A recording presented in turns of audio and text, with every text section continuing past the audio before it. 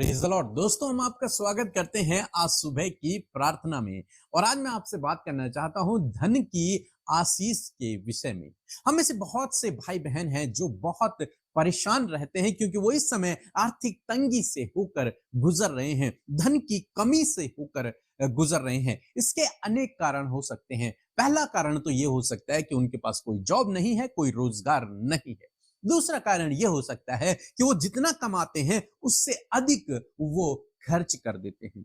तीसरा कारण यह हो सकता है कि उनको सेविंग करना नहीं आता हो, बचत करना उन्होंने सीखा ही नहीं हो। चौथा कारण हो सकता है कि उन्होंने बहुत अधिक कर्ज ले लिया जिसके कारण उनके जीवन में घटी कमी आ गई है। हो सकता है आपके जीवन में ऐसा चल रहा हो। तो आज परमेश्वर का वचन आपको उत्साहित करता है। परमेश्वर का वचन आपको उत्साहित करता है कि परमेश्वर आपको इस कर्ज से या फिर इस धन की कमी से या फिर इस फाइनेंशियल क्राइसिस से, इस आर्थिक तंगी से आपको स्वयं बाहर निकालेगा। परमेश्वर आपको बाहर निकालेगा इस परिस्थिति से। हालांकि आपको भी कुछ सीखने की आवश्यकताएं हैं। हम आने वाले दिनों में सीखेंगे कि कैसे हमको सेविंग करना है, कैसे कर्ज से बाहर निकालना है, कैसे हमें ओवर स्पेंडिंग से बचना है, कैसे हमें बजट बनाना है, कैसे हमें इन्वेस्ट करना है, हम लोग सीखेंगे। लेकिन आज के लिए फिलहाल इतना कि ये कारण होते हैं जब जिनके द्वारा आप घटी कमी से होकर गुजरते हैं। यदि आपके जीवन में ऐसा है, एडिक्शन भी एक बहुत बड़ा कारण होता है। एडिक्शन, बुरी बुरी लतें। आदमी कमाता है और उन लतों में लगा देता है, वो सारा पैसा उस एडिक्शन में, उन बुरी लतों में, उन नशों का सेवन करने में लगा लेता है, जिसके कारण परिवार में आर्थिक तंगी आती है, गरीबी आ जाती है, पॉवर्टी से होकर वो लोग गुजरते हैं, परेशान रहते हैं। बहुत सारे लोग तो आत्महत्या भी कर देते हैं, कर्ज में डूब जाते हैं। आज आपको मैं उत्साहित करना चाहूंगा परमेश्वर के वचन से, व्यवस्था विवरण की किताब उसका 8 अध्याय और 18 पद, जहां पर कुछ इस प्रकार से लिखा है। परंतु तू अपने परमेश्वर यहोवा को स्मरण रखना, क्योंकि वही है जो तुझे संपत्ति प्राप्त करने की सामर्थ इसलिए देता है कि जो वाचा उसने तेरे पूर्वजों के साथ बांधी थी उसे पूरा करे, और जैसा आज प्रकट है। आमीन। दोस्तों, यहां पर परमेश्वर का वचन कहता है कि तू अपने परमेश्वर यहोवा को स्मरण रखना। पहली बात, अपने परमेश्वर को स्मरण रखना, याद रखना मीन्स उससे लिपटे रहना, मीन्स उससे प्रार्थना करना, उसके वचनों के अनुसार चलना, उस पर भरोसा रखना। तो क्यों ऐसा करना? क्योंकि वही है जो तुझे धन संपत्ति प्राप्त करने की शक्ति सामर्थ्य देता है।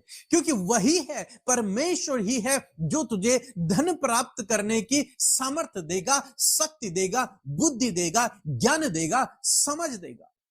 यदि तू उससे लिपटा रहे, यदि तू उससे प्रार्थना करे, यदि तू उसके अनुसार चले, तो वो तुझे ऐसे आइडियाज देगा, ऐसी सामर्थ्य देगा, ऐसे रोजगार देगा जिसके द्वारा तुम धनी होते चले जाओगे, जिसके द्वारा तुम्हारी बढ़ती होती चली जाएगी, जिसके द्वारा तुम सफल होते चले जाओगे। लिखा है कि परमेश्वर ही है जो ऐसी सामर्थ्य देता है, शक्ति देता है, बुद्धि देता है, ज्ञान देता है।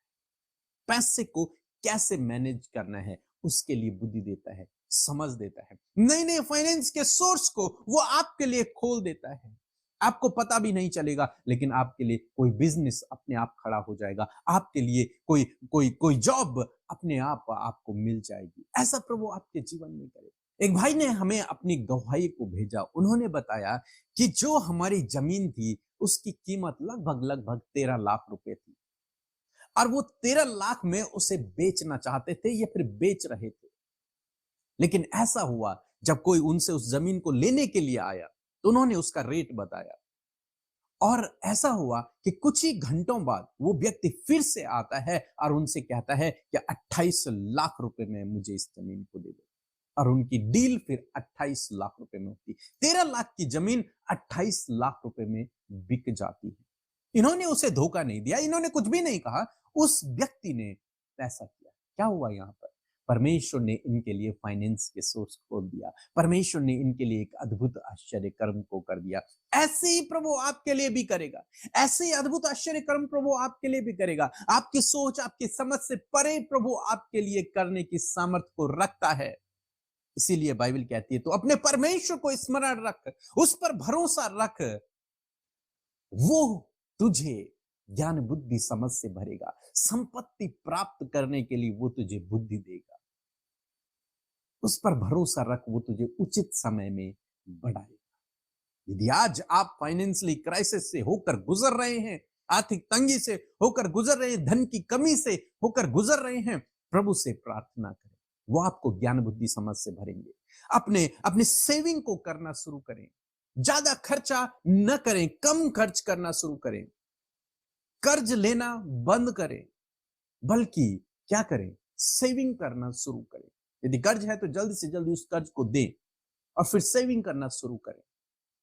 फिर आगे मैं आपको सिखाऊंगा, लेकिन फिलहाल इतना, परमेश्वर आपको ऐसे ही अद्भुत आश्चर्य कर्म प्रभु आपके जीवन में करेगा और आपको उस फाइनेंशियल क्राइसिस से, उस आर्थिक तंगी से प्रभु आपको बाहर निकालेगा। सो प्रभु आपको इस वचन के द्वारा बहुतायत से आशीष